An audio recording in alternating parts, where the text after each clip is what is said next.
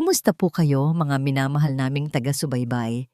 Sana ay nasa mabuti kayong kalagayan, saan man kayo naroroon. Samahan niyo po akong muli sa isang panibagong paglalakbay ng puso. Isang kwentong puno ng luha, pagsisisi at pagmamahal na walang kapantay. Madalas nating marinig na ang kasal ang happiest day sa buhay ng isang babae. Pangarap na puting bestida, magarang sasakyan, at pangako ng magandang bukas. Pero paano kung ang kapalit ng pangarap na yon ay isang bangungot?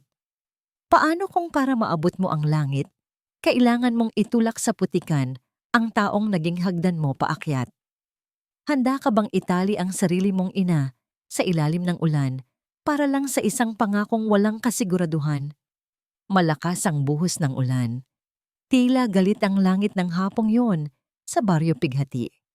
Ang hangin ay humahampas sa mga puno ng niyog, lumilikha ng tunog na parang huni ng mga nagmamakaawang kaluluwa. Sa gitna ng maputik na daan, nakatayo si Sinag. Suot niya ang isang napakagandang trahe de boda. Puti, makinang, mamahalin. Ang laylayan nito ay nabababad na sa maitim na putik. Pero hindi iyon ang iniinda ni Sinag.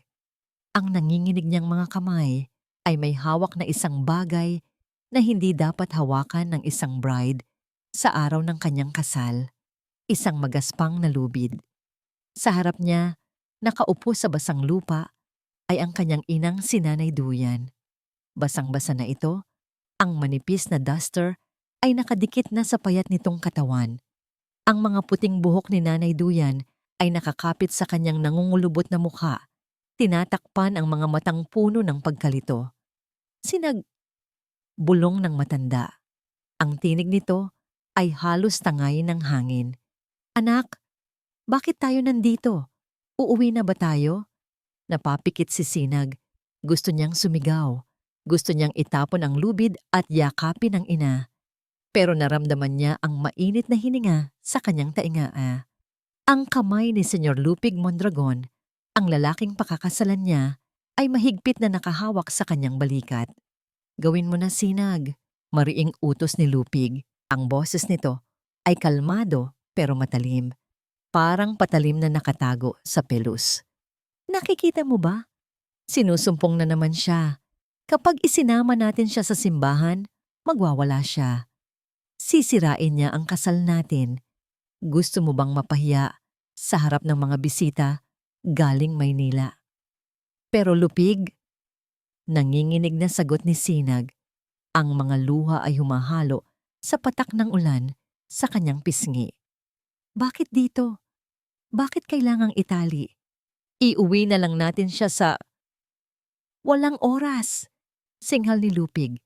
Sabay higpit ng hawak sa braso ni Sinag. Napadaing siya sa sakit.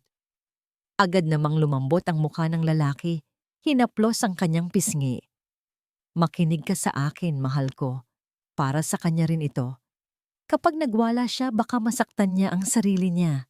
Iiwan lang natin siya dito sandali. Pagkatapos ng seremonya, kapag kalmado na siya, ipapasundo natin siya sa driver. Pangako. Tumingin si Sinag sa sasakyan ni Lupig. Isang makintab na itim na SUV. Sa loob noon ay nandoon ang pangako ng buhay na marangya. Ang buhay na malayo sa hirap at dumi ng Baryo Pighati. Ang buhay na pinangarap niya mula pagkabata. Tumingin siya muli sa kanyang ina. Si Nanay Duyan ay nakatingin lang sa kanya. Walang galit, walang takot, tanging pagmamahal at pagtitiwala. Sige na anak, sabi ni Nanay Duyan, na tila naintindihan ng takot sa mga mata ng anak kahit hindi niya naiintindihan ang nangyayari. Inilahad ng matanda ang parehong kamay, parang batang nagpapatali ng sapatos. Kung ito ang gusto mo, basta mag-ingat ka ha. Ang ganda-ganda mo anak. Ang mga salitang yon ay parang sibat na tumarak sa puso ni Sinag. Ang ganda-ganda mo anak. Sa kabila ng ulan, sa kabila ng putik, at sa kabila ng katotohanang itatali siya ng sariling anak sa poste ng kuryente, ang nakikita pa rin ni Nanay Duyan ay ang ganda ni Sinag. Pikit mata. Kinuha ni Sinag ang mga kamay ng ina. Ang mga kamay na nagpalaki sa kanya. Ang mga kamay na naglaba, nagluto, at nag-aruga sa kanya. Ang mga kamay na magaspang dahil sa hirap, pero malambot kung humaplos. Iinikot niya ang lubid. 1, 2, 3. Mahigpit. Sinigurado ni Lupig na mahigpit. Huwag kang mag-alala. Nay! Humahagulol na sabi ni Sinag habang ginagawa ang buhol. Babalikan kita. Babalikan kita agad. Huwag kang aalis dito. Huwag kang gagalaw. Ngumiti lang si Nanay Duyan. Isang ngiting kulang sa ngipin, pero puno ng sinseridad. Hihintayin kita, Sinag. Dito lang si Nanay. Duyan mo ako, di ba? Hindi ako aalis. Tara na. Hinila ni Lupig si Sinag patayo. Halos kaladkarin niya ito palayo sa poste. Sumakay sila sa kotse. Ang lamig ng aircon ay sumampal sa basang balat ni Sinag. Agad na pinaandar ng driver ang sasakyan. Mabilis, palayo sa lugar na yon. Lumingon si Sinag. Sa likod ng bintanang puno ng patak ng ulan, nakita niya ang imahe ng kanyang ina. Nakatali. Mag-isa. Nakayuko sa ilalim ng malakas na ulan. Habang ang kadiliman ng hapon ay dahan-dahang nilalamon ang kanyang maliit na bulto. Tama ang ginawa mo. Bulong ni Lupig. Hinawakan ang kamay ni Sinag at hinalikan ito. Nagsisimula pa lang ang magandang buhay natin. Pinilit ni Sinag na huminga, pero parang may nakabara sa kanyang lalamunan. Tiningnan niya ang kanyang kamay. Ang kamay, nakakatapos lang magtali sa kanyang ina. Doon nakasuot ang engagement ring na bigay ni Lupig. Isang malaking diamante, biglang kumulog ng napakalakas.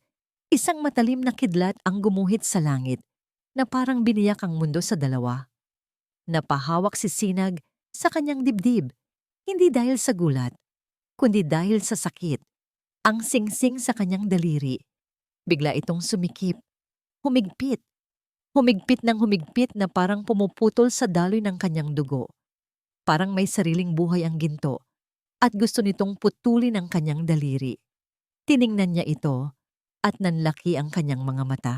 Sa ilalim ng kislap ng diamante, parang nakikita niya ang dugo. Dugo ng kanyang ina? O dugo ng kanyang sariling kaluluwa na unti-unting namamatay? Sa labas, ang ulan ay naging bagyo at ang huling imahe na nakita niya sa kanyang isipan ay hindi ang mukha ng kanyang asawa, kundi ang basang lubid na nakapulupot sa mga kamay na minsang naghele sa kanya sa pagtulog. At ang sasakyan ay humarurot palayo, hindi patungo sa simbahan, kundi patungo sa isang impyernong nagbabalat kayong paraiso mo. 3 taon. 3 taon na ang nakalipas mula noong gabing iyon sa Baryo Pighati. 3 taon mula nang iwan ni Sinag ang kanyang ina sa ilalim ng ulan. At sa loob ng 3 taong iyon, natutunan ni Sinag ang isang mapait na katotohanan. Hindi lahat ng kumikinang ay ginto. Minsan, ito ay rehas lamang ng isang napakagandang kulungan. Nasa harap ng malaking salamin si Sinag. Nasa loob siya ng kanyang kwarto sa mansyon ni Lupig sa lungsod ng Oropilac. Ang kwartong ito ay mas malaki pa sa buong bahay nila sa probinsya. Ang kama ay gawa sa mahogany, ang mga kurtina ay seda, at ang sahig ay marmol na kasing lamig ng pakikitungo ng kanyang asawa. Dahan-dahang idinaiti ni Sinag ang sponge ng kanyang foundation sa kanyang pisngi, madiin, mas madiin pa. Kailangan niyang takpan ng kulay ube na marka sa ilalim ng kanyang kanang mata. Alaala ito ni Lupig kagabi dahil lang sa nabanggit ni Sinag na gusto niyang bisitahin ang kanyang ina sa darating na Pasko. Isang banggit lang, isang sampal agad ang kapalit. Huwag na huwag mong babanggitin ang baliw na matandang yon. Ang sigaw ni Lupig habang nakaduro ang daliri sa mukha niya. Dinala kita dito para maging reyna, hindi para bumalik sa pagiging basahan. Napabuntong hininga si Sinag habang tinititigan ang sarili sa salamin. Ang babaeng nakatingin pabalik sa kanya ay mukhang perpekto. Makinis ang balat dahil sa makapal na makeup. mamahalin ang alahas, at suot ang isang designer dress na nagkakahalaga ng higit pa sa kinikita ng isang magsasaka sa loob ng 10 taon. Pero ang mga mata niya ay patay. Walang kislap, walang buhay. Tok, tok, tok. Bumukas ang pinto. Pumasok ang isang matandang babae na may dalang tray ng tsa. Siya si Yaya Ginhawa, ang bagong mayordoma ng mansyon. Bago pa lang ito, siguro ay wala pang 1 buwan. Pero iba siya sa mga naunang katulong na pawang takot na takot tumingin kay Sinag. Si Yaya Ginhawa ay may mga matang parang pamilyar, puno ng awa at init. Ma'am Sinag, mahinahong boses ni Yaya Ginhawa. Mainit na tsaa po, para kumalma ang inyong loob bago dumating ang mga bisita ni Senyor. Kinuha ni Sinag ang tasa. Nang magdikit ang kanilang mga daliri, naramdaman ni Sinag ang magaspang na palad ng matanda. Bigla niyang naalala ang mga kamay ni Nanay Duyan. Muntik na niyang mabitawan ang tasa dahil sa biglaang kirot sa kanyang dibdib. Salamat, Yaya, bulong ni Sinag, pilit na ngumingiti. Tinitigan siya ni Yaya Ginhawa. Ang tingin nito ay dumako sa pisngi ni Sinag na tinakpan ng make-up. Hindi ito nagsalita, pero sa isang sulyap na iyon, alam ni Sinag na alam niya. Alam ng matanda ang lihim na tinatago ng makapal na pader ng mansyon na ito. Mabigat ang ginto kapag ito'y kadena, hindi po ba, ma'am? Makahulog ang bulong ni Yaya Ginhawa habang inaayos ang bedsheet. Natigilan si Sinag. Bago pa siya makasagot, biglang bumukas ng padabog ang pinto. Pumasok si Senyor Lupig. Agad na yumuko si Yaya Ginhawa at mabilis na lumabas ng kwarto. Iiwan si Sinag sa leon sa loob ng hawla. Nakangiti si Lupig. Isang ngangiting umaabot sa mata pero hindi sa puso. Lumapit ito kay Sinag at humawak sa kanyang balikat. Mahigpit. Ang mga daliri nito ay bumaon sa laman ni Sinag. Sa mismong lugar kung saan may pasa rin siya mula noong nakaraan linggo. Handa ka na ba, mahal ko? Tanong ni Lupig. Hinalikan siya sa leeg habang pinipisil ang braso niya ng masakit. Darating na ang mga investor. Gusto kong maging perpekto ka ngayong gabi. Ngumiti ka. Ipakita mo sa kanila kung gaano kita pinapasaya. Oo, Lupig. Nanginginig na sagot ni Sinag. Handa na ako. Mabuti. Bulong nito sa kanyang tainga. Dahil kung mapapahiya ako mamaya, alam mo na ang mangyayari. Bumitaw si Lupig at naglakad palabas. Sumunod ka na sa baba. Nang makalabas ang asawa, napaupo si Sinag sa kama. Nanginginig ang buong katawan niya. Gusto niyang tumakbo. Gusto niyang tumakas. Pero paano? Wala siyang pera. Ang cellphone niya ay laging chinecheck ni Lupig. Ang mga gate ay may gwardya. At higit sa lahat, sinabi ni Lupig na ipinasok na daw si Nanay Duyan sa mental hospital at tanging siya lang ang may karapatang maglabas dito. Takot si Sinag na kung tumakas siya, baka may mangyaring masama sa kanyang ina. Lumipas ang ilang oras. Tapos na ang dinner party. Puro tawanan alak at usapan tungkol sa pera. Pagod na si Sinag sa pagpapanggap. Nagpaalam siya na magpapahinga na dahil masama ang pakiramdam.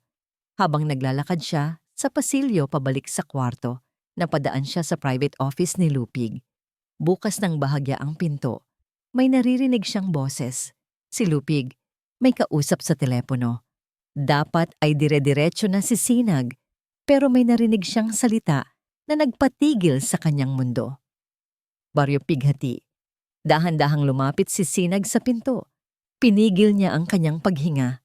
Huwag kang mag-alala, attorney. Boses yon ni Lupig. Tumatawa ng mahina. Ang tawa ng demonyo. Hawak ko na sa leeg ang babae. Konting panahon na lang, pipirma na yan. Tanga yan eh. Akala niya mahal ko siya. Nanigas si Sinag. Ang kanyang mga kamay ay napahawak sa kanyang bibig para pigilan ang hikbi. Oo, patuloy ni Lupig. Kailangan ko ang pirma niya dahil sa kanya nakapangalan ang lupa ng tatay niya. Ang aquifer Sa ilalim ng lupa ng matandang duyan na, yon, bilyon-bilyon ang halaga niyan. Kapag nakuha natin ang mining permit, sisimutin natin ang tubig at ginto sa ilalim ng baryo na yon. Nanlaki ang mga mata ni Sinag. Lupa? Tubig. Walang lupa ang mga magulang niya. Mahirap lang sila. Isang maliit na kubo lang ang meron sila. Anong sinasabi ni Lupig? Yung matanda. Tanong ni Lupig sa kausap. Tapos tumahimik para makinig. Maya-maya ay sumagot siya. Hayaan mo siyang mamatay sa gutom doon. Mas maganda nga kung mamatay na siya bago pa malaman ni Sinag na hindi naman talaga baliw ang nanay niya. Sagabal lang ang matandang yon sa plano ko. Parang gumuho ang mundo ni Sinag. Hindi baliw si nanay? Hindi siya nasa mental hospital. Nandoon pa siya sa baryo. At papatayin siya ni Lupig? Biglang humakbang si Lupig papalapit sa pinto ng opisina. Teka, parang may narinig ako sa labas, sabi ni Lupig sa telepono. Nanlaki ang mga mata ni Sinag. Ang anino ni Lupig ay papalaki ng papalaki sa siwang ng pinto. Nasa pasilyo si Sinag, walang matataguan. Ang tibok ng puso niya ay parang tambol na sasabog sa kanyang dibdib. Pinihit ni Lupig ang doorknob. Bumukas ang pinto. Sa isang iglap, bumungad ang mukha ni Senyor Lupig. Namumula, amoy alak, at nakakunot ang noo. Ang kanyang mga mata ay parang mata ng agila na nakakita ng daga. Anong ginagawa mo dyan? Tanong ni Lupig. Ang boses ay mababa, pero nagbabanta. Nanigas si Sinag. Ang kanyang dila ay parang umatras sa kanyang lalamunan. Hindi siya makapagsalita. Narinig ba siya? Alam na ba ni Lupig na alam na niya? Akmang hahawakan na siya ni Lupig nang biglang may humarang. Ma'am Sinag! Si Yaya Ginhawa. Lumabas ang matanda mula sa anino ng pasilyo. May dalang baso ng tubig at gamot. Mabilis siyang pumuwesto sa pagitan ni Sinag at ni Lupig na para bang isang inahing manok na pinoprotektahan ng sisiw. Pasensya na po, senyor. Magalang pero mabilis na sabi ni Yaya Ginhawa. Nahihilo po si Ma'am Sinag sa kwarto. Hinabol ko po siya dito para painumin ng gamot. Mukhang naligaw siya papunta sa kusina. Tinitigan ni Lupig si Yaya Ginhawa, tapos si Sinag. Ang katahimikan ay nakabibingi. Rinig na rinig ni Sinag ang dugdug ng sarili niyang dibdib. Dahan-dahang ngumisi si Lupig. Isang ngising nakakapanindig balahibo. Ganun ba? Sabi niya. Sabay haplos sa pisngi ni Sinag na nanginginig. Uminom ka ng gamot. Mahal ko. Ayokong nagkakasakit ka. Marami pa tayong plan. Tinalikuran sila ni Lupig at bumalik sa loob ng opisina. Isinara ang pinto ng padabog. Halos matumba si Sinag sa sahig. Sinalo siya agad ni Yaya Ginhawa. Halika na anak. Bulong ng Yaya. Hindi na ma'am ang tawag, kundi anak. Doon tayo sa kwarto ko. May kailangan kang makita. Dinala ni Yaya Ginhawa si Sinag sa maliit na servants' quarters sa likod ng mansyon. Ito lang ang lugar na walang CCTV. Pagpasok nila, agad na isinara at inilak ni Yaya ang pinto. Sa sulok ng maliit na kwarto, may isang bagay na pamilyar. Isang lumang kahoy na baul, puro alikabok at galos, pero kilalang kilala ito ni Sinag. Ito ang baul na dala niya mula sa Baryo Pighati noong araw ng kasal na ipinatapon agad ni Lupig sa bodega dahil basura daw. Bakit nandito yan? Tanong ni Sinag. Ang luha ay nagsisimula ng mamuo. Nung naglilinis ako sa bodega, nakita ko ito. Sagot ni Yaya Ginhawa habang binubuksan ang baul. Narinig ko ang usapan ni Senyor kanina.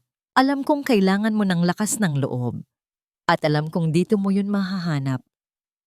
Mula sa ilalim ng mga lumang damit na amoy probinsya, inilabas ni Yaya Ginhawa ang isang lumang notebook. Ang logbook ni Tatay Haligi noong nabubuhay pa ito. Nanginginig ang kamay ni Sinag nang abutin niya ito. Matagal na niyang hindi nakikita ang sulat kamay ng ama. Basahin mo ang huling pahina, Sinag. Utos ni Yaya Ginhawa. Binuksan ni Sinag ang notebook. Ang papel ay naninilaw na. Enero 15, 2018. Mahal kong Sinag, aalis ka na papuntang Maynila bukas para mag-aral. Ang sabi mo, nakuha ka sa scholarship. Ang saya-saya mo. Tumatalon ka pa sa tuwa. Hindi ko kayang sirain ang nangiti mo, anak. Hindi ko kayang sabihin sa'yo na walang scholarship. Hindi ka natanggap. Natigilan si Sinag. Anong sinasabi ni tatay? Nagpatuloy siya sa pagbabasa habang ang mga luha ay nagsimulang pumatak sa papel. Pero makakapag-aral ka pa rin. Nakahanap ng paraan ang nanay duyan mo. Alam mo ba kung bakit laging nakasalamin ng madilim ang nanay mo nitong mga nakaraang araw? Ang sabi niya sa'yo, nagsusugat lang ang mata niya dahil sa alikabok sa bukid. Ang totoo, anak, pumunta siya sa syudad. Ibinenta niya ang kanyang kornea. Ang isa niyang mata ay tuluyan ng bulag at ang isa ay malabo na. Ibinigay niya ang liwanag ng kanyang mga mata sa isang mayaman na pasyente kapalit ng sapat na pera para sa 4 na taon mong pag-aaral. Napahagulgol si Sinag. Napaupo siya sa sahig habang yakap ang notebook. Hindi, ungol niya. Hindi totoo yan. Ang sabi ng nanay mo, ayos lang na mawalan ako ng paningin. Haligi. Basta makita ko lang na maabot ni Sinag ang mga pangarap niya. Iyon na ang pinakamalinaw na liwanag para sa akin. Kaya anak, kapag naging matagumpay ka na, huwag mong kalilimutan ang nanay mo. Siya ang ilaw ng tahanan natin. Kahit na siya mismo ay unti-unti nang nauubusan ng liwanag. Binitawan ni Sinag ang notebook. Ang sakit. Sobrang sakit. Bumalik sa isip niya ang imahe ng kanyang ina sa ilalim ng ulan. Ang blangkong tingin nito. Kaya pala hindi ito makatingin ng diretso sa kanya.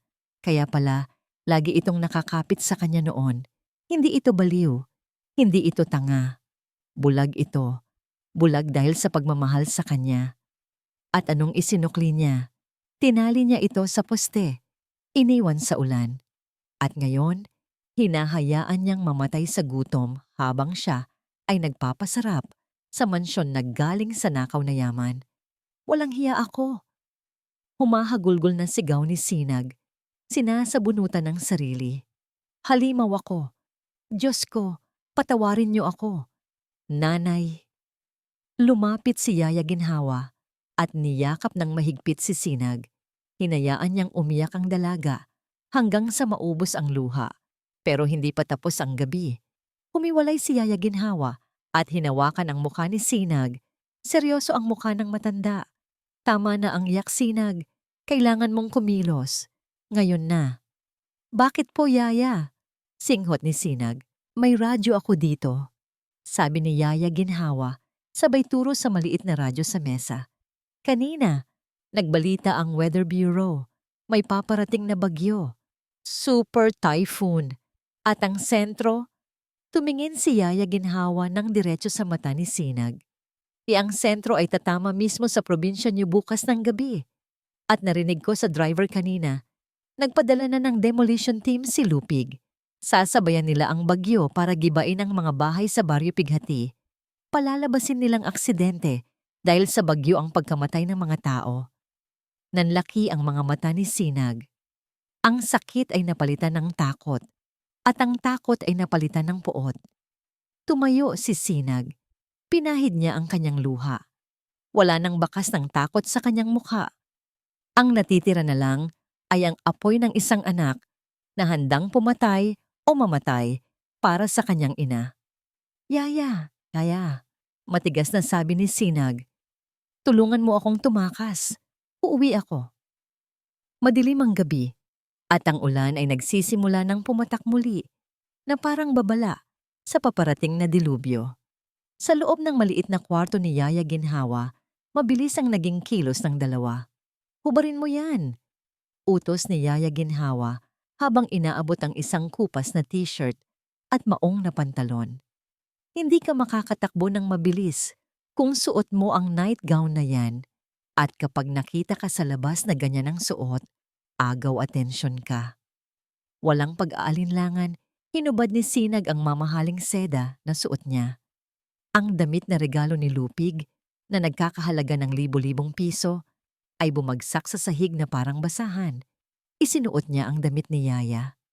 Maluwag ito sa kanya, amoy sabon panglaba at camphor chest. Pero para kay Sinag, ito ang pinakamaginhawang damit na naisuot niya sa loob ng 3 taon. Ito ang amoy ng kalayaan. Mula sa ilalim ng kanyang unan, inilabas ni Yaya Ginhawa ang isang lumang biscuit tin.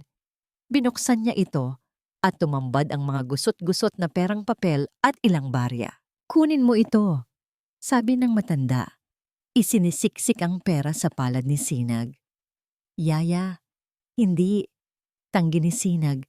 Pilit na ibinabalik ang pera. "Ipon mo to, para ito sa pamilya mo sa probinsya." "Tanggapin mo na," mariing sabi ni Yaya Ginhawa. Ang luha ay nangingilid sa kanyang mga mata. "Wala akong pamilya, Sinag. Matagal na silang wala. Ikaw at ang nanay mo ang pamilya ko ngayon. Gamitin mo ito para iligtas siya. Huwag mong hayaang matulad siya sa mga mahal ko na hindi ko na ipaglaban." Niyakap ni Sinag ang matanda. Isang mahigpit at mabilis na yakap. "Babalikan kita, Yaya. Pangako. Huwag mo akong intindihin. Tumakbo ka na." Ngayon na, habang nagpapalit ng shift ang mga gwardya sa gate, binuksan nila ang bintana sa likod ng kwarto. Mula doon, kailangang gapangin ni Sinag ang madulas na ledge papunta sa pader ng mansyon. Lumabas si Sinag sa ulan. Ang lamig ay tumagos sa kanyang buto, pero ang apoy ng kanyang determinasyon ay mas matindi. Gumapang siya. Ang bawat galos sa kanyang tuhod at siko ay hindi niya ininda. Nakarating siya sa pader. Mataas ito. May mga basag na bote sa itaas para harangan ang mga magnanakaw. Pero hindi magnanakaw si Sinag. Siya ay isang anak na nagmamadali. Gamit ang isang lumang drum ng basura na nakatambak sa gilid, nakaakyat siya. Naramdaman niya ang paghiwa ng isang bubog sa kanyang palad nang kumapit siya sa tuktok, pero kinagat niya lang ang kanyang labi para hindi sumigaw. Tumalon siya pababa sa kabilang side.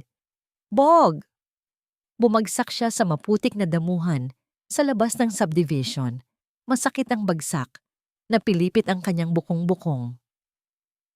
"Aray!" Daing ni Sinag, hawak ang kanyang paa. Pero bago pa siya makatayo, narinig niya ang tunog na kinatatakutan niya. Ang sirena ng alarm ng mansyon. "Wee-oh! Wee-oh!"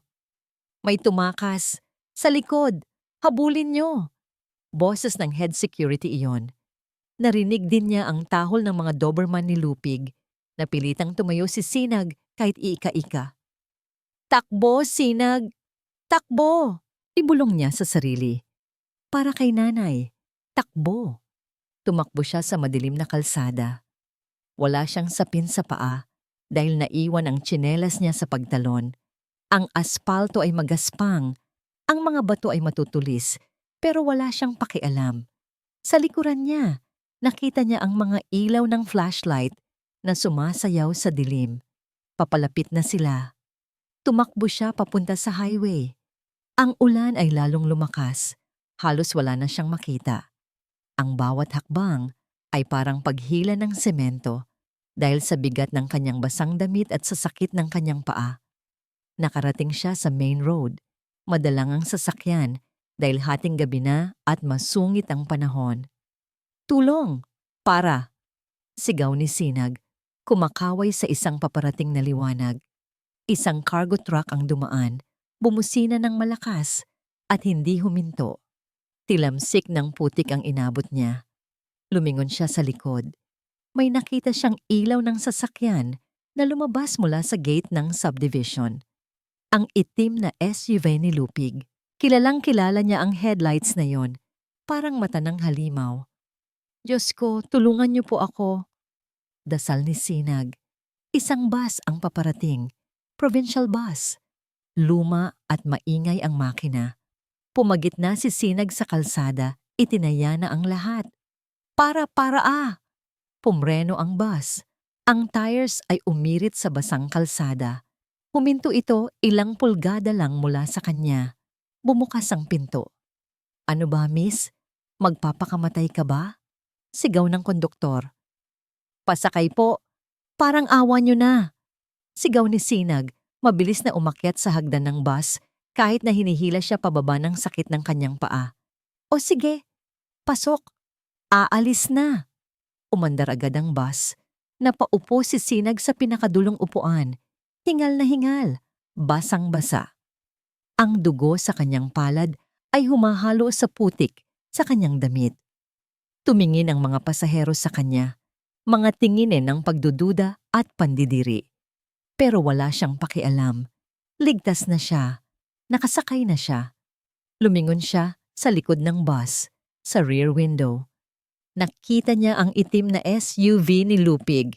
Huminto ito sa gilid ng kalsada kung saan siya sumakay kanina. Bumaba ang mga tauhan ni Lupig. Nagtuturo sa direksyon ng bus. Akala ni Sinag ay titigil na sila. Pero nagkamali siya. Bumalik ang mga tauhan sa SUV. Umikot ang sasakyan. At mabilis na humarurot. Sinusundan ng boss na sinasakyan niya. Napahawak si Sinag sa kanyang dibdib. Hindi pa tapos. Hindi siya titigilan ni Lupig hanggat hindi siya nakukuha, patay man o buhay. Ang biyahe pauwi sa Baryo Pighati ay hindi isang pagtakas. Ito ay isang karera laban kay kamatayan.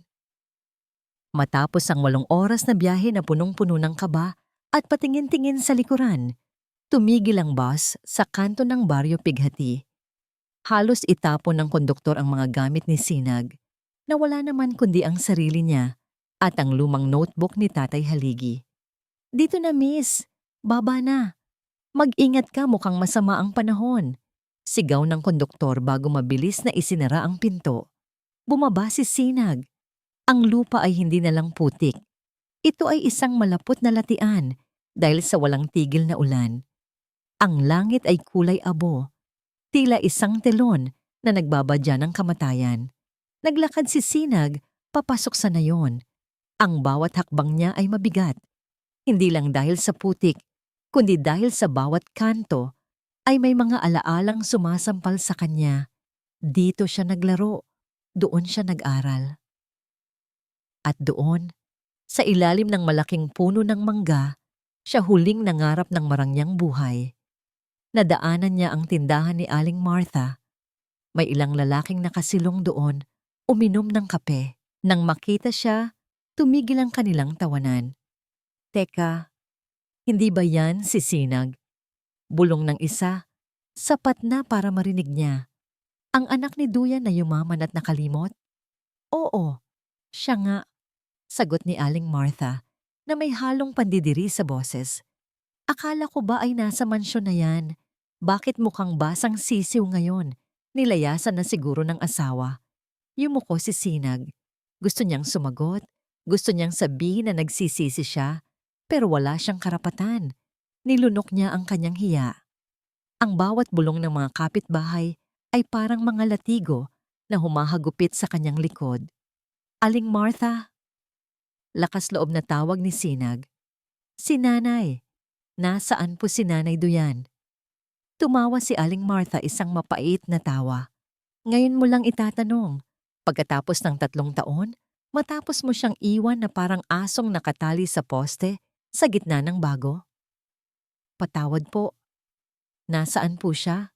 Sabi ni Lupig nasa ospital daw siya. "Ospital?" Sabat ng isang lalaki. "Niloloko ka lang ng asawa mo, Sinag. Ang nanay mo ay hindi umalis sa baryong ito, pero hindi na siya makatira sa kubo niyo.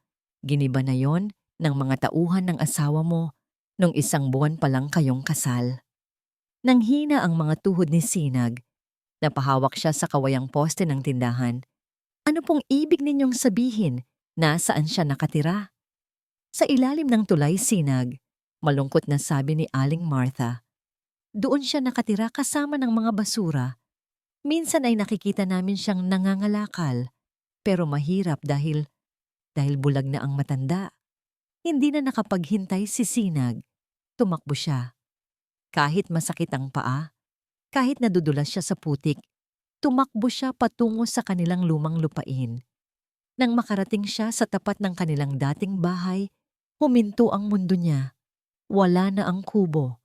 Ang tanging natira ay ang mga haligi na sunog at bulok na. At sa gitna ng bakuran, nakatayo pa rin ang poste ng kuryente. Ang poste kung saan niya tinali ang kanyang ina. Nanginginig ang mga kamay ni Sinag habang lumalapit sa poste. May nakita siyang nakasabit doon, isang piraso ng lubid. Ito ang lumang lubid na ginamit niya noon. Kupas na ito, marupok, at tila naging bahagi na ng kahoy. Pero may kakaiba, may mga buhol ito na parang ginawa ng isang taong hindi nakakakita pero pilit na binibilang ang mga araw. Nay, hikbi ni Sinag. Nanay, nasaan ka? Walang sumasagot. Tanging ang ugong lang ng paparating na bagyo at ang hagupit ng hangin sa mga dahon ng saging ang naririnig niya. Biglang may humawak sa balikat ni Sinag. Napatalon siya sa gulat. Paglingon niya, isang batang lalaki na nakasuot ng sako bilang kapote ang nakatayo sa harap niya. Ate, hinahanap niyo po ba yung matandang bulag? Tanong ng bata. Oo, nasaan siya? Nasaan si Nanay Duyan? Wala na po siya sa tulay, sabi ng bata. Ang mga mata ay puno ng takot. Kinuha po siya ng mga lalaking nakaitim kanina lang. Sabi nila, dadalhin daw siya sa malinis na lugar. Pero nakita ko, pinilit nilang isakay sa truck kahit umiiyak si Lola Duyan. Nanaki ang mga mata ni Sinag. Alam niya kung sino ang mga lalaking nakaitim. Ang mga tauhan ni Lupig. Saan sila nagpunta? Sigaw ni Sinag, niyuyugyog ang bata. Doon po, turo ng bata sa itaas ng burol, sa dulo ng Baryo Pighati kung saan matatagpuan ang sinapupunan, ang bukalan ng tubig na gustong makuha ni Lupig. Doon po sila nagpunta at ate, may mga malalaking sasakyan din doon na may mga bakal na panggiba. Sa sandaling iyon, narinig ni Sinag ang isang malakas na busina mula sa kalsada. Lumingon siya at nakita ang itim na SUV ni Lupig na dumaan, humaharurot paakyat sa burol. Hindi, bulong ni Sinag. Papatayin niya si Nanay. Walang pag-aalinlangan, tumakbo si Sinag paakyat sa burol. Ang bawat kidlat na gumuguhit sa langit ay tila nagbibigay sa kanya ng lakas. Hindi siya pwedeng mahuli. Hindi niya pwedeng hayaang ang huling alaala ng ina sa kanya ay ang pagtali sa poste. Kailangan niyang mapatunayan na ang anak na nagtali sa kanya ay ang anak ding magpapalaya sa kanya. Paakyat sa burol, ang hangin ay parang mga kamay na pilit na itinutulak si Sinag pabalik. Ang ulan ay hindi na lang patak. Ito ay parang mga karayom na tumutusok sa kanyang balat. Pero wala siyang pakiramdam. Ang tanging naririnig niya ay ang tibok ng kanyang puso na sumisigaw ng, Nanay, Nanay, Nanay. Nakarating siya sa tuktok ng burol sa bukalan ng sinapupunan. Doon, sa gitna ng masukal na damuhan, ay nakaparada ang dalawang dambuhalang bulldozer. Ang kanilang mga dilaw na pintura ay tila mga nanunuodyong mata sa gitna ng kulay abong paligid. May isang maliit na tent na itinayo sa gilid. Doon, nakita ni Sinag ang mga tauhan ni Lupig na nagtatawanan habang humihit-hit ng sigarilyo. At sa isang sulok, nakalugmok sa putikan ay isang bulto ng tao. Nanay! Sigaw ni Sinag. Ang kanyang boses ay tila nilamon ng hangin, pero ang lakas ng kanyang tawag ay sapat na para mapalingon ang lahat. Tumakbo siya, nadapa siya sa putik, gumapang, tumayo muli hanggang sa marating niya ang matanda. Si Nanay Duyan. Ang kanyang hitsura ay mas malala pa sa pinakamasamang panaginip ni Sinag. Ang kanyang buhok ay puno ng tuyong putik at dahon. Ang kanyang mga kuko ay itim at basag-basag. Suot niya ang isang gutay-gutay na sako na ginawang balabal. Pero ang pinakamasakit, ang kanyang mga mata. Ang mga mata ni Nanay Duyan ay nakadilat, pero ang mga ito ay kulay gatas. Walang buhay, walang direksyon. Tumingala siya nang marinig ang boses ni Sinag, pero ang kanyang tingin ay lagpas sa mukha ng kanyang anak. Sa Sinag! Bulong ng matanda. Sinag, ikaw ba yan, anak? Napaluhod si Sinag sa harap ng ina. Hinawakan niya ang mga kamay nito. Ang mga kamay na ngayon ay kasing lamig na ng yelo. O opo, Nay, ako to. Si Sinag, ang masama mong anak. Hagulhol ni Sinag. Iniyukod niya ang kanyang ulo sa kandungan ng ina. Hinahayaang humalo ang kanyang luha sa putik na bumabalot sa kanila. Dahan-dahang itinaas ni Nanay Duyan ang kanyang nanginginig na kamay. Hinaplos niya ang buhok ni Sinag. Pagkatapos ay ang noo, ang mga mata, at ang mga pisngi nito. Ang kanyang mga daliri ay parang nagbabasa ng isang kwento sa balat ni Sinag. Anak ko nga, ngiti ng matanda. Isang ngamang ngiti na tila nagmula pa sa kabilang mundo. Bakit ka umiiyak? Huwag kang umiyak. Baka masira ang ganda mo. Sabi ko sa kanila. Sabi ko sa mga lalaking to, huwag niyo akong dalhin dito dahil baka dumating ang anak ko at magalit siya sa inyo. Napaka-importante ng anak ko sa Maynila. Prinsesa siya doon.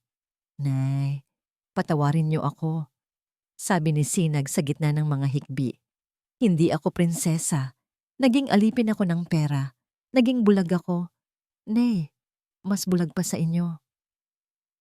Shhh! Pagtahan ng ina. Huwag mong sabihin yan. Hindi ka bulag. Ang nanay ang bulag. Pero ayos lang. Kasi kahit hindi kita nakikita, amoy na amoy ko ang bango mo. Amoy gumamela ka pa rin, gaya nung bata ka pa. Kinuha ni Nanay Duyan ang isang maliit na plastik mula sa loob ng kanyang sako. Binuksan niya ito ng maingat. Sa loob ay may ilang piraso ng tuyong tinapay at isang piraso ng candy na tila natunaw na sa tagal. Heto, kumain ka muna. Alam kong pagod ka sa biyahe galing Maynila. Itinabi ko ito para sa'yo. Araw-araw kong tinitira yan kasi baka bigla kang dumating at gutom ka. Parang sasabog ang dibdib ni Sinag.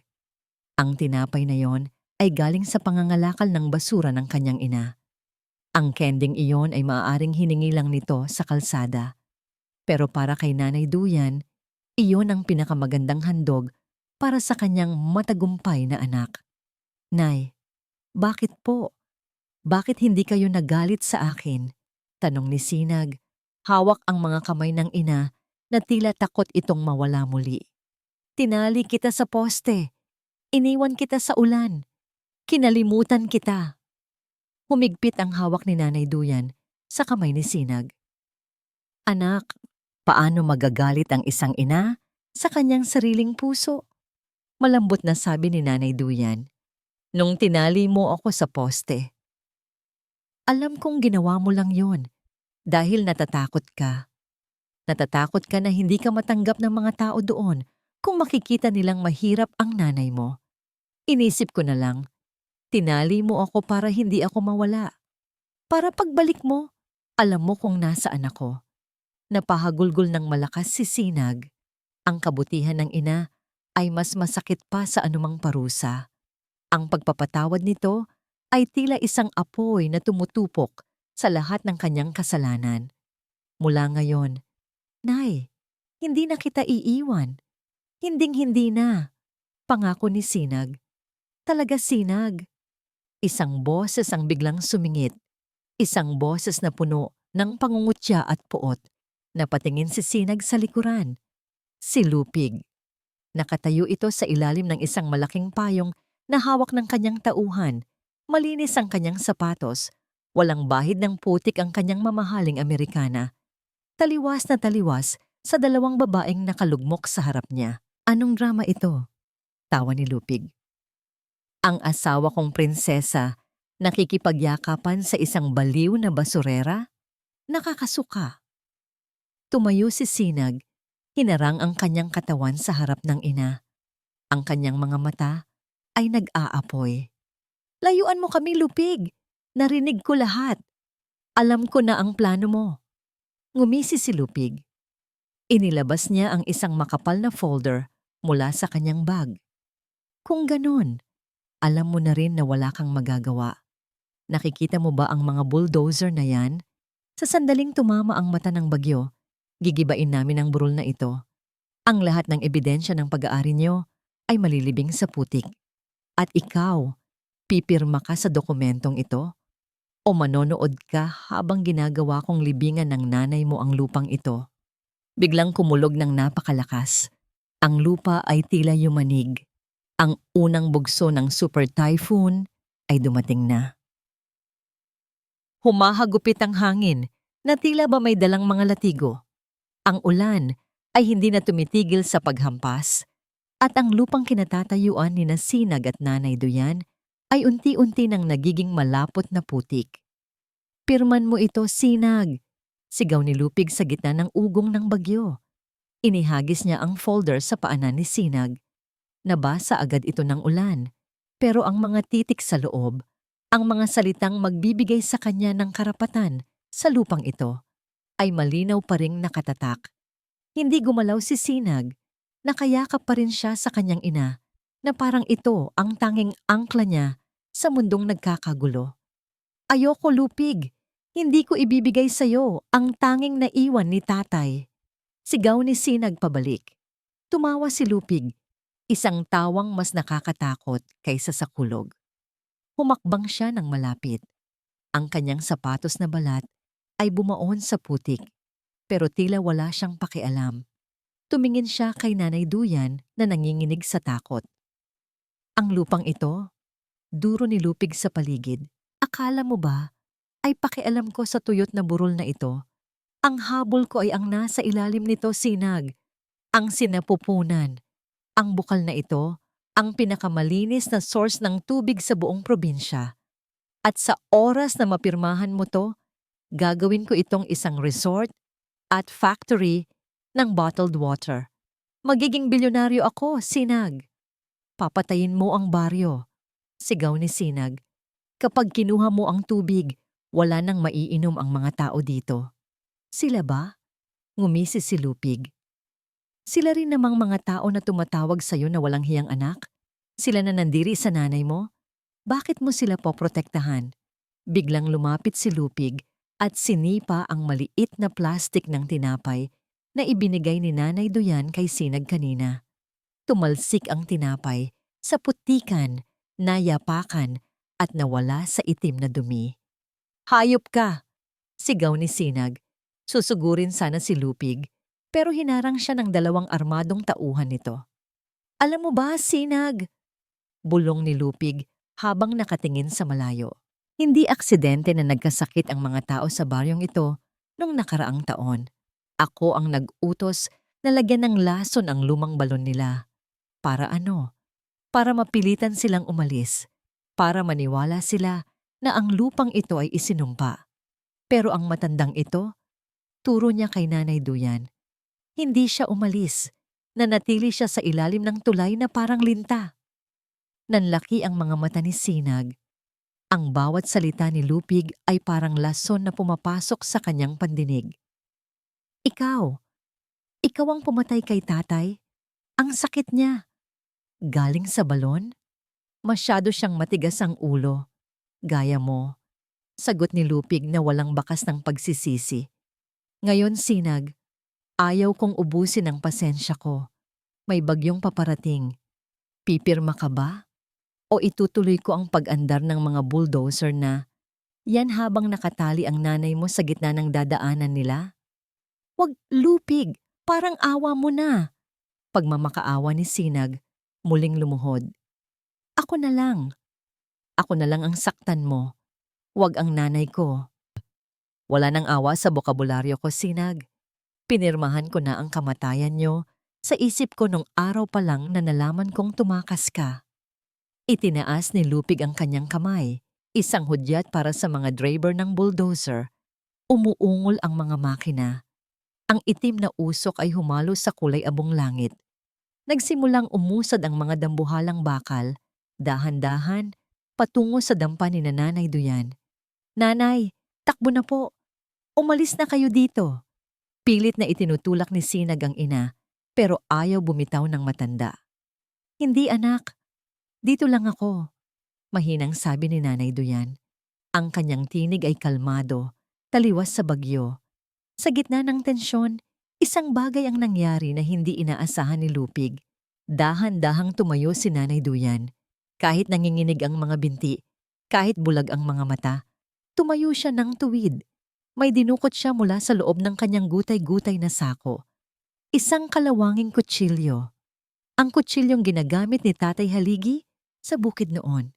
Lupig! Sigaw ni Nanay Duyan kahit bulag.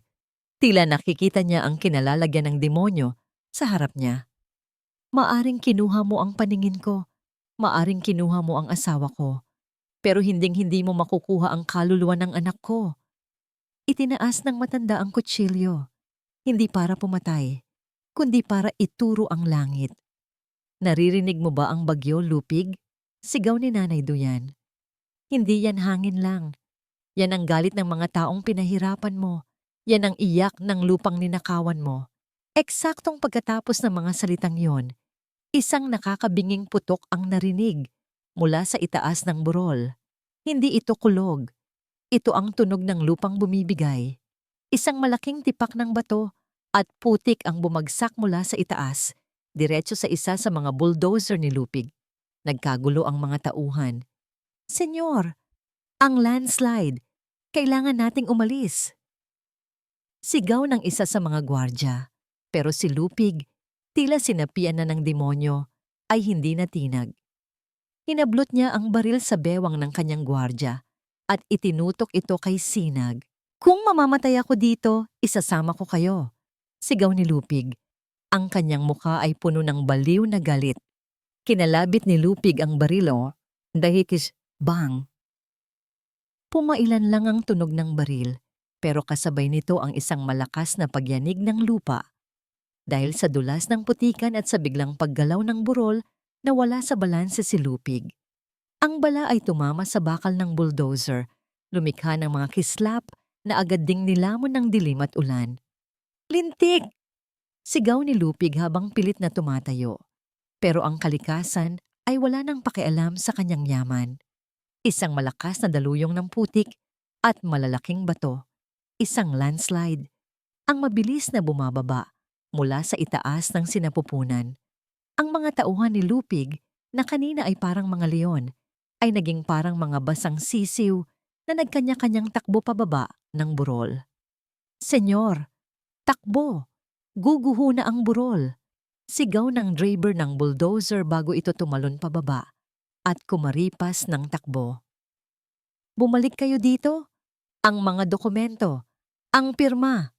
Bulyaw ni Lupig, habang pilit na isinasalba ang basang folder mula sa putik. Para sa kanya, mas mahalaga pa ang pirasong papel na yon kaysa sa buhay ng kahit na sino. Sa kabilang banda, hindi tumakbo si Sinag. Sa halip na isalba ang sarili, mas hinigpitan niya ang yakap sa kanyang ina. Nay, kailangan nating umalis. Dito po, sa poste. Sigaw ni Sinag. Hinigit ni Sinag si Nanay Duyan patungo sa lumang poste ng kuryente na gawa sa matigas na semento at bakal. Ito ang posteng naging saksi sa kanyang kalupitan 3 taon na ang nakakaraan. Pero ngayon, ito ang tanging bagay na tila matatag sa gitna ng gumagalaw na lupa. Sinag, anak, iwan mo na ako. Pilit na kumakawala si Nanay Duyan. Matanda na ako, anak. Bulag na. Pabigat lang ako sa'yo. Tumakbo ka na. Iligtas mo ang sarili mo. Hindi, Nay. Sigaw ni Sinag habang itinatali ang kanyang sariling baywang at ang baywang ng ina sa poste gamit ang lumang lubid na nakita niya kanina. Dito ako nagkasala sa inyo at dito ko rin kayo ipaglalaban. Kung mamatay tayo, magkayakap tayong haharap sa Diyos. Sa ibaba ng burol, isang himala ang nangyari. Ang mga taga-Baryo Pighati, sina Aling Martha, ang mga magsasaka, at maging ang mga kabataan ay nagsimulang umakyat bitbit ang mga sulo at mga kagamitang pang-agrikultura. Hindi sila natakot sa bagyo. Ang galit nila kay Lupig at ang awa nila kay Nanay Duyan ay naging apoy na nagbigay sa kanila ng lakas. Iligtas natin si Nanay Duyan. Sugurin ang mga halimaw. Sigaw ng isang magsasaka. Nang makita ni Lupig ang dagsa ng mga tao, lalo siyang naging desperado. Itinutok niya muli ang baril kay Sinag na nakatali na sa poste kasama ang ina. Sa iyo nagsimula ang lahat ng ito. Sigaw ni Lupig. Ang mga mata ay nanlilisik sa kabaliwan. Kung hindi ko makukuha ang lupa, walang makakakuha. Susubukan muli ni Lupig na bumaril, pero sa pagkakataong ito, hindi na siya hinintay ng kalikasan. Ang dambuhalang dike ng tubig na matatagpuan sa itaas ng burol. Ang likas na imbakan ng tubig ng sinapupunan ay tuluyan ng bumigay dahil sa bigat ng ulan at sa pangingialam ng mga bulldozer. Isang dambuhalang pader ng tubig at putik na may kasamang mga troso at bato ang biglang sumungaw mula sa itaas. Lupig, sa likod mo, sigaw ni Sinag. Lumingon si Lupig at sa huling pagkakataon, nakita niya ang mukha ng kamatayan.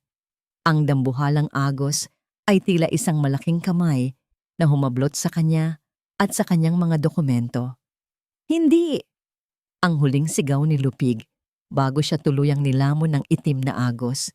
Ang kanyang yaman, ang kanyang kapangyarihan, at ang kanyang kasamaan ay tila mga dumi na inanod sa isang iglap. Nay, kumapit kayo! Sigaw ni Sinag habang ipinupulupot ang kanyang mga braso sa ina at sa poste. Ang tubig ay humampas sa kanila ng napakalakas. Naramdaman ni Sinag ang bigat ng bawat batong tumatama sa kanyang likod. Parang binibiyak ang kanyang katawan, pero hindi siya bumitaw. Ginamit niya ang kanyang sariling likod bilang kalasag para hindi masaktan ang kanyang ina. Panginoon, patawad po. Huwag ang nanay ko. Huwag ang nanay ko. Bulong ni Sinag hanggang sa mawalan na siya ng boses. Ang buong paligid ay naging isang malaking ilog ng kamatayan. Ang poste ay yumayanig. Tila kukunin na rin ng agos. Ang tubig ay umabot na sa kanilang dibdib, malamig at malupit.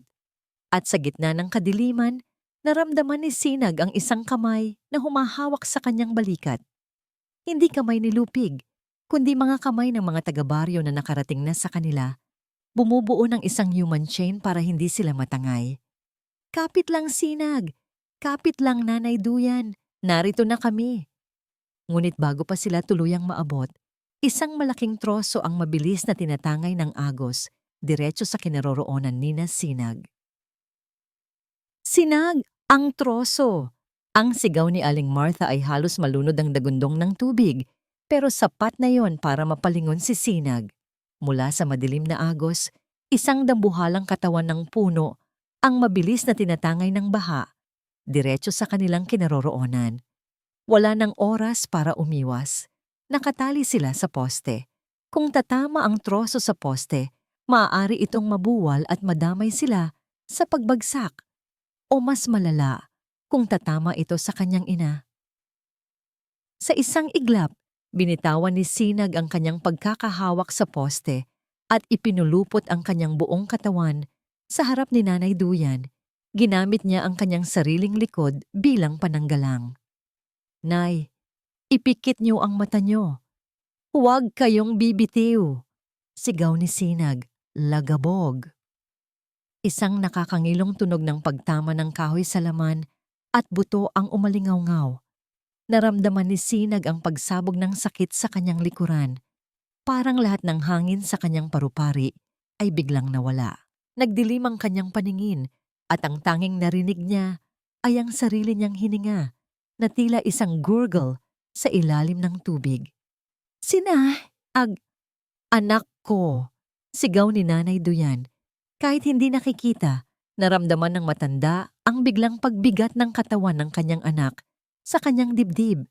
Naramdaman niya ang malapot at mainit na likido na dumadaloy mula sa ulo ni Sinag patungo sa kanyang balikat.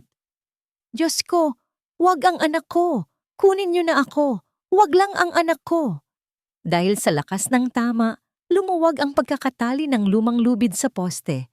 Ang agos ay tila nagdiriwang habang hinihila ang mag-ina, palayo sa kaisa-isang sandigan nila. Nababaklas ang lubid! Tulong, Willow, tulong! Sigaw ng mga taga-baryo, tuluyan ng naanod sina Sinag at Nanay Duyan. Sa gitna ng kumukulong putik, pilit na idinidilat ni Sinag ang kanyang mga mata. Nakikita niya ang itim na SUV ni Lupig na nakabaligtad sa malayo, unti-unting lumulubog sa kumunoy. Nakita niya rin ang anino ng isang tao na pilit kumakapit sa isang sanga. Si Lupig. Nagkatinginan sila sa loob ng isang segundo.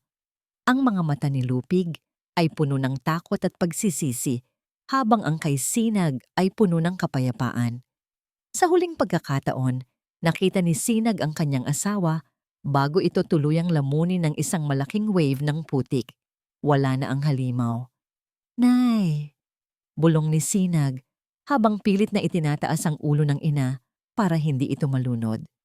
Nay! Kapit lang! Anak, bitawan mo na ako! Iyak ni Nanay Duyan. Mabibigat tayo pareho. Iligtas mo ang sarili mo. Parang awa mo na. Hindi, Nay. Ngumiti si Sinag kahit puno ng dugo ang kanyang bibig. Dito lang ako. Duyan mo ako, di ba? Ngayon, ako naman ang duyan mo.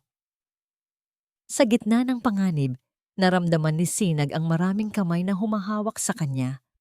Ang human chain ng mga taga-baryo ay nagtagumpay na maabot sila. Ang mga magsasakang dati ay kinukutya siya. Ang mga batang dati ay nandidiri sa kanyang ina.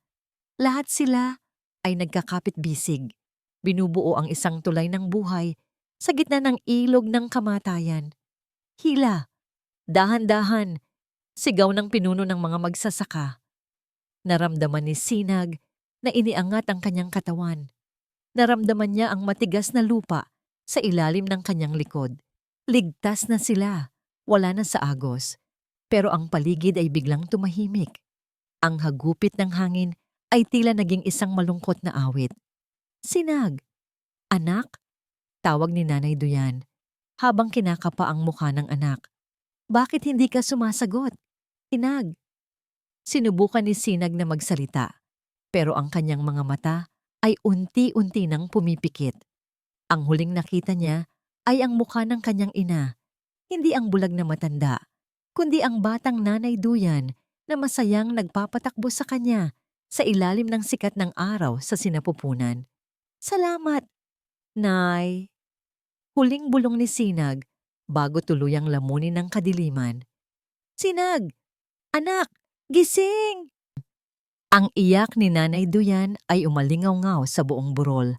Mas malakas pa sa anumang kulog na narinig sa gabing iyon. Puti. Iyon ang unang nakita ni Sinag nang idilat niya ang kanyang mga mata.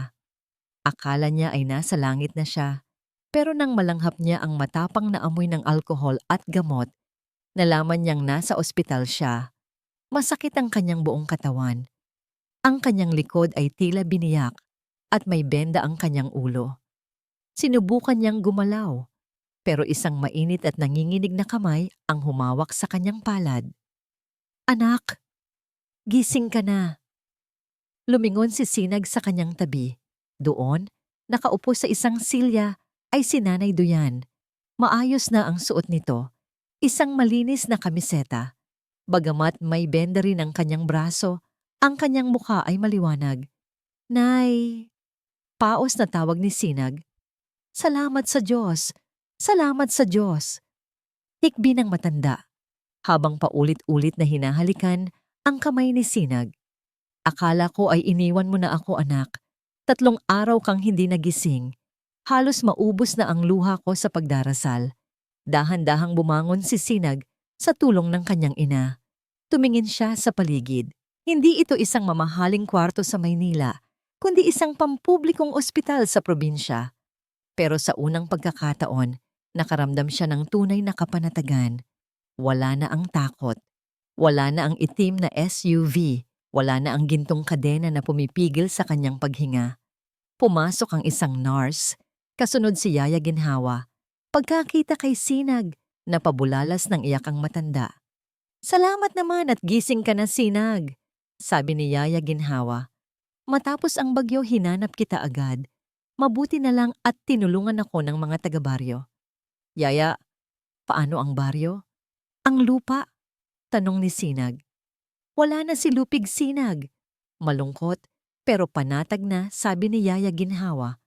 Natagpuan ang kanyang katawan sa dulo ng ilog, kasama ang kanyang mga dokumento na naging putik na rin. Ang sinapupunan, ligtas na.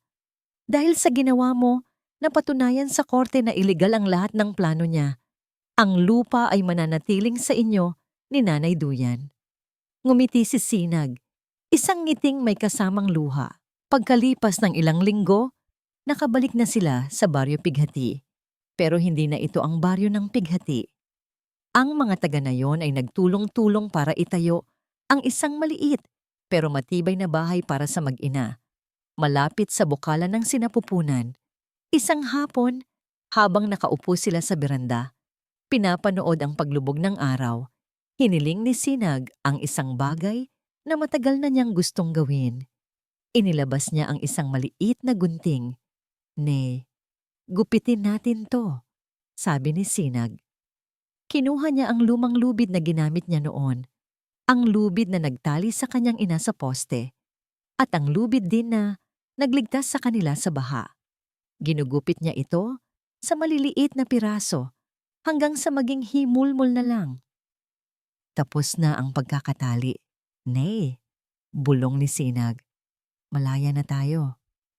"Matagal na kitang pinatawad, Sinag," sabi ni Nanay Duyan habang hinahaplos ang mukha ng anak. "Alam mo ba, nung tinali mo ako noon, hindi ako umiyak dahil sa sakit. Umiyak ako dahil alam kong sa sandaling iyon, mas nakatali ang puso mo sa maling pangarap kaysa sa poste. Ngayong gising ka na, iyon ang pinakamalaking himala." Niyakap ng mahigpit ni Sinag ang kanyang ina. Ang amoy ng gumamela at lupa ay mas mabango pa kaysa sa anumang mamahaling pabango sa Maynila. "Nay, hindi ko man maibabalik ang paningin niyo. Gagawin ko ang lahat para maging mga mata niyo. Ipakikita ko sa inyo ang ganda ng mundo, hindi sa ginto, kundi sa pagmamahal." "Sapat na yon, anak," sagot ni Nanay Duyan. Dahil sa puso ng isang ina, ang anak na marunong lumingon sa pinanggalingan ay mas makinang pa sa anumang diamante sa mundo. At sa ilalim ng dahan-dahang paglabas ng mga bituin, ang dalawang mag-ina ay nanatiling magkayakap, isang yakap na hindi na mapaghihiwalay ng kahit anong bagyo, yaman o pagkakamali. Dahil ang tunay na pag-ibig ay hindi lamang tungkol sa pagsasama, kundi tungkol sa pagpapatawad at pagbabalik sa tahanan ng puso. Minsan, kailangan nating mawala ang lahat para mahanap ang tunay na mahalaga. Ang kwento ni Sinag at Nanay Duyan ay isang paalala na ang yaman ay lumilipas, ang kagandahan ay kumukupas, pero ang pag-ibig ng isang ina ay parang agos ng tubig sa sinapupunan, hindi nauubos, hindi napapagod, at laging nagbibigay ng buhay.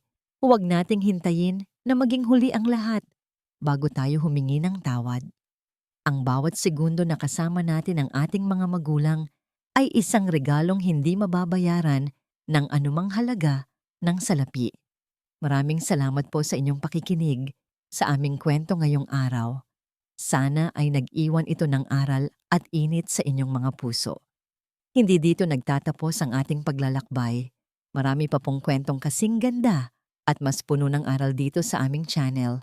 Kung nagustuhan nyo ang kwentong ito, i-like, i-share sa pamilya at mga kaibigan, at mag-subscribe na rin para lagi kayong updated sa mga susunod pa naming kwento.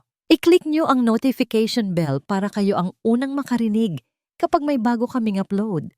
Pagpalain po kayo ng Panginoon, kayo at ang inyong buong pamilya.